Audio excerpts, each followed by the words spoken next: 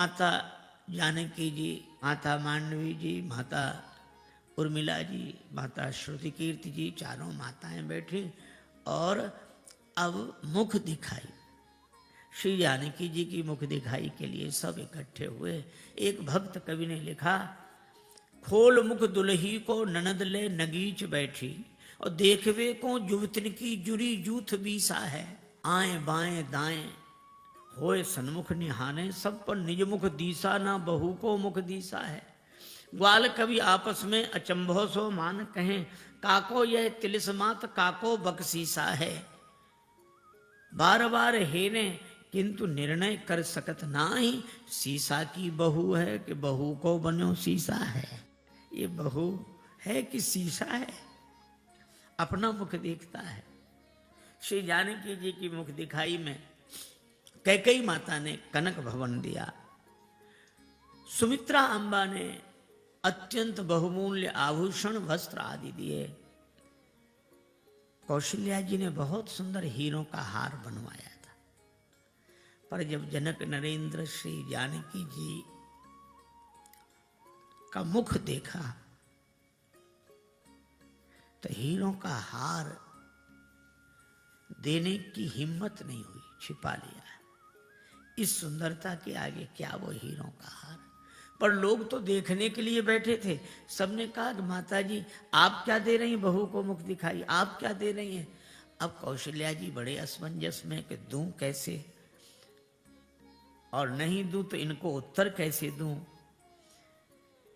श्री कौशल्या माता को एक उपाय सूझा, पास में ही खड़े राम जी को बुलाया, राम मां आज्ञा इधर आओ। और राम जी का हाथ अपने हाथ में लेकर कौशल्या माता राम जी का हाथ श्री जानकी जी के हाथ में देते हुए बोली, बहू तुम्हारी मुख दिखाई में मैं अपने नीलमणि श्री राम को तुम्हें समर्पित करती। इतना सुंदर आयोजन। वशिष्ठ जी से बार बार दशरथ जी कहते हैं कि महाराज सब कुछ आपका ही दिया हुआ है, लेकिन नेग भी स्वीकार कर ले। वशिष्ठ जी ने नेग मांग लिया, नेग मांग मुनि नायक लीना। पर समस्या यह है कि नेग कौन सा मांगा, वहां वर्णन नहीं है कि नेग में यह दिया गया। श्री तुलसीदास जी बोले चिंता मत करो, जिसे जो नेग में मिला होगा वह सामान लेकर ही तो वो घर जाएंगे। तो वशिष्ठ जी को जो मिला होगा वो घर लेकर जाएंगे। जब वशिष्ठ जी घर जाने लगे तो श्री तुलसीदास जी कहते क्या लेकर गए, तो वर्णन है, उरधरी राम ही सीय समेता, हरस कीन गुरु गवन निकेता। श्री सीताराम जी को हृदय में रखकर वशिष्ठ जी घर गए, यही नेग मांग लिया, ये दो चंद बसो उर मेरे, दशरथ सुत अरु जनक नंदनी, अरुण कमल कर कमलन फेरे। सीताराम जी को हृदय में बसाकर विदा हुए।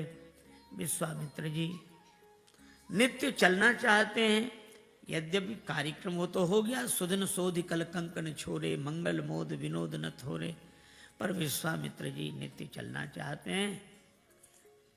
महाराज दशरथ के प्रेम से रुक जाते हैं। एक दिन चलने लगे तो दशरथ जी ने कहा कि हम पर कृपा करते रहना, इन बालकों पर भी कृपा करते रहना, बालक जाने कर वर्णित नहीं हो। विश्वामित्र जी विदा हुए, राम जी पहुंचाने गए बड़ी दूर तक, फिर लौटने लगे।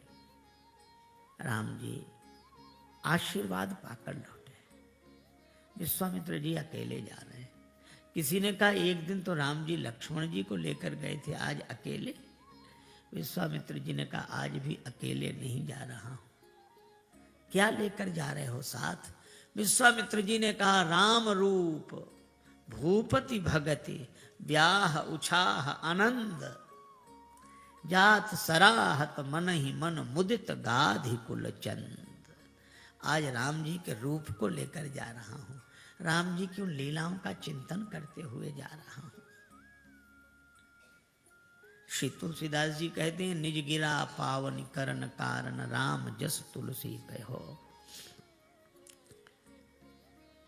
अपनी वाणी को पवित्र करने के लिए भगवान का गुणानुवाद गाया।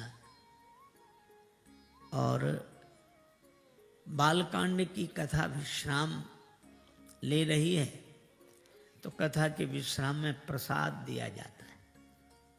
तुलसीदास जी बोले, बालकांड के विश्राम पर प्रसाद यही है, सिय रघुवीर विवाह जे सप्रेम गावहि सुनहि, तिन कहाँ सदा उछाह मंगलाय तन राम जसो।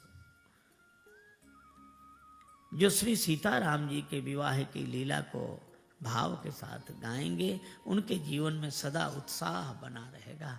भगवान का यश मंगल की सृष्टि करने वाला है। अब आगे की कथा कहते हैं, आनंद ही आनंद जब ते राम ब्याह घर आए, घर घर उत्सव। घर घर में उत्सव, आनंद, मंगल, बधैया, यही अयोध्या का आनंद है। आए राम ब्याह घर जब ते, बसई आनंद अवध सब तबते। अब आगे की कथा कहते हैं, एक बार की बात, महाराज दशरथ राज्यसभा में सिंहासनासीन है। सभासद बैठे हैं, सब प्रशंसा कर रहे हैं, महाराज दशरथ आप महान हैं, आप जैसा महान कोई नहीं। उसी समय महाराज दशरथ दर्पण में अपना मुख देखते हैं। हम लोग सभा में बैठे हैं, घर से जब चले होंगे तो अपना अपना मुख दर्पण में देखकर ही आए होंगे।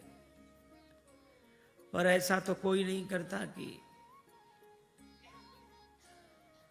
घर से चले, सभा में आकर बैठे, दर्पण साथ ले आए, फिर दर्पण निकाले। सभा में दर्पण देखना यह तो शिष्टाचार के अनुरूप नहीं है। लेकिन महाराज दशरथ दर्पण देखते हैं। कथा बड़ा सुंदर संदेश देती है कि जब हम किसी उच्च पद पर आसीन हो, पद प्रतिष्ठा मिली हुई हो और लोग हमारी प्रशंसा कर रहे हों, तो उन प्रशंसकों के बीच में हमें विचार के दर्पण में अपना चेहरा अवश्य देखना चाहिए और यह पता करना चाहिए कि प्रशंसा कितनी सच्ची, कितनी झूठी। और महाराज दशरथ वही करते हैं, दर्पण में अपना मुख देखते हैं। मुख देखा तो बात बिल्कुल उल्टी निकली। लोग तो प्रशंसा कर रहे थे और मुकुट टेढ़ा हो गया था, गिरने की स्थिति में। पर किसी ने नहीं कहा कि मुकुट टेढ़ा है, थोड़ा संभाल लीजिए। वो तो प्रशंसा कर रहे थे, लोगों का काम तो प्रशंसा करना है। मुकुट टेढ़ा रहे तो रहे, वो तो तब तक प्रशंसा करते रहेंगे जब तक मुकुट गिर ही न जाए। फिर जिसके सिर पर मुकुट आएगा उसकी तारीफ करेंगे।